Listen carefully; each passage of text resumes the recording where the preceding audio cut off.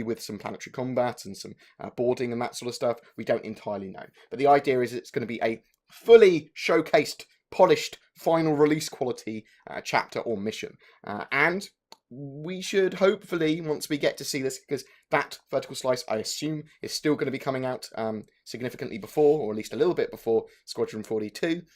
We should, in theory, get Squadron 42 a little bit thereafter, I suppose. But yeah, I am waiting for that Vertical Slice. That is one of the most exciting things to come out in 2017. But with the release of Squadron 42, I do expect to see a load of ships in the persistent universe and Star Citizen in general. So Squadron 42 ships, mainly UEE and human ships like the F-8 Lightning and the F-7A Military Hornet, but as well as the Vandal ships, the Cleaver, the Void Bomber, the Stinger and the Blade.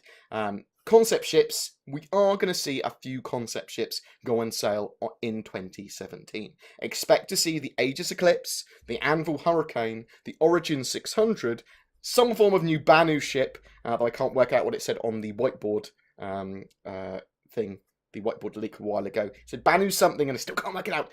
It's possible that we might get to the civilian version of the F-8 Lightning as well. And we'll talk about a couple of other possibilities as well. The F-8 Lightning, they said they wouldn't sell the military version. It's possible that we might get the civilian version in a concept sale if it's significantly changed from the military version. But we'll have to wait and see. Now, we're going to get all the same events that we did last year. Gamescom, CitizenCon, the anniversary livestream and the holiday livestream, plus any other events that CIG may be attending. Now, hopefully CIG have learnt their lesson from last year and don't disappoint us with promises of CitizenCon stuff that doesn't materialise, like the Vertical Slice, as well as the travesty that was the holiday live stream, where a lot of technical problems plagued our viewing. So again, I'm looking forward to all those events, and I will put links to them as we know them in the description below. And I'll basically link an article to this that will continuously update based on timelines and information that we have. But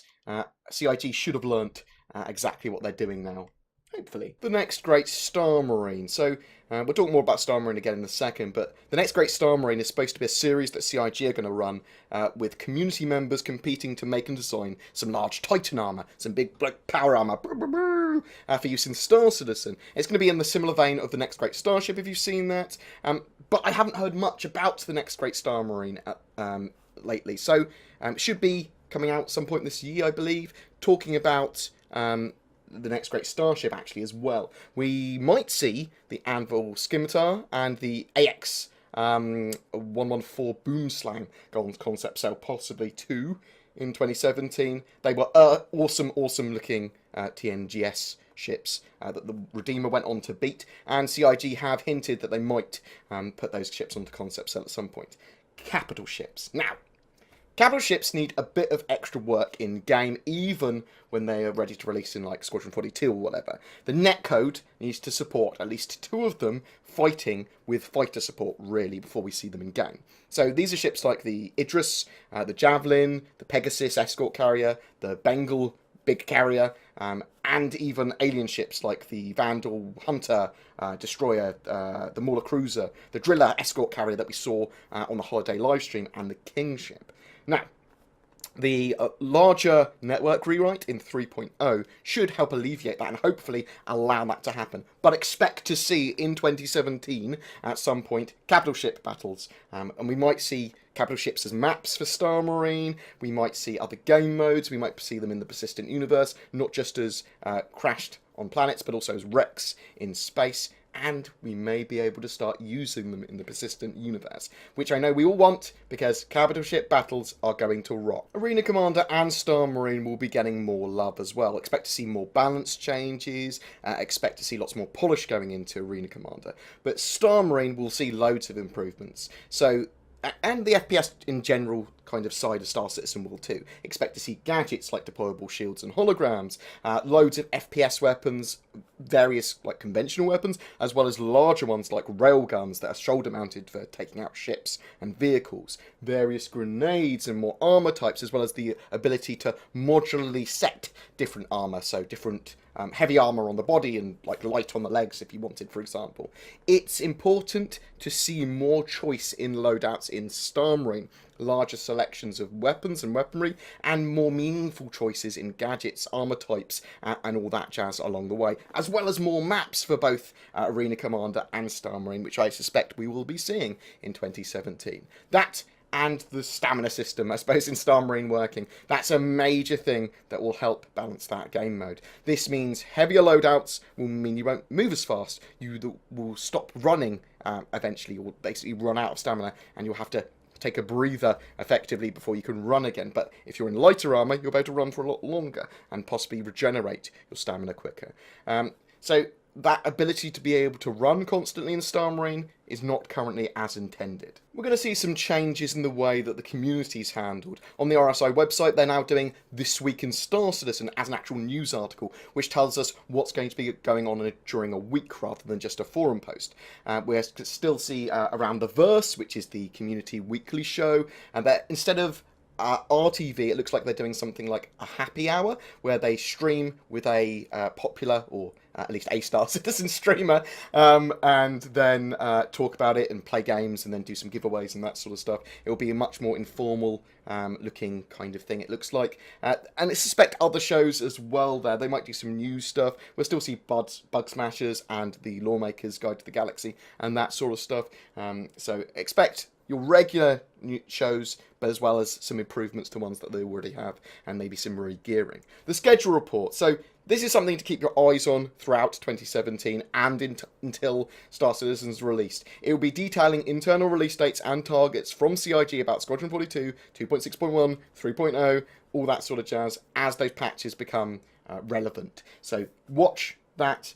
Understand where those patch dates are going to be coming from. Hopefully we should see an update to that every week. Other stuff that's maybe a slight possibility. We might see Sataball, which is the zero-G Star Marine sport, like an Enders game, towards the end of 2017, maybe.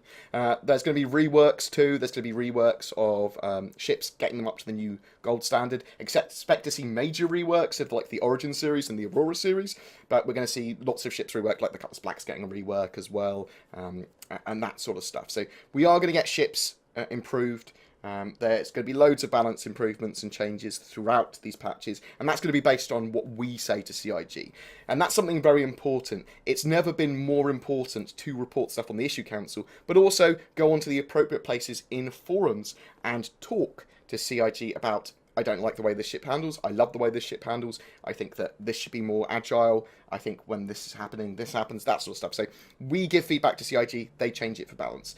Not super important to get balance perfect at this stage, but towards a beta, towards the end of 2017, 2018, we might actually start to see a Star Citizen beta. We're going to start to need to think more about that balance, so it's good to get it in our heads now. There's some other major bits and bobs that I haven't really discussed elsewhere. AI subsumption, so NPCs will have their own schedules, personalities, strengths and weaknesses. There's going to be animals on planets like the Sandworm that we've seen, but we're going to see people, NPCs, moving around stations, doing jobs on planet surfaces, all organised into pirate squadrons and fighters to fight you in space as well. So we're going to see NPCs kind of living their lives. It's going to make the world feel a lot more alive, and we'll start to see that implemented in 2017. Item System 2.0 as well, and there's going to be much more customization of your ship and its components, as well as inventories for your characters. Item System 2.0 should be fully fleshed out at some point in 2017, and that will give us a lot more options. The female model and general character customization. We have long awaited the female model as well as character customization with more than just clothing. Expect to see both of these in 2017 at some point.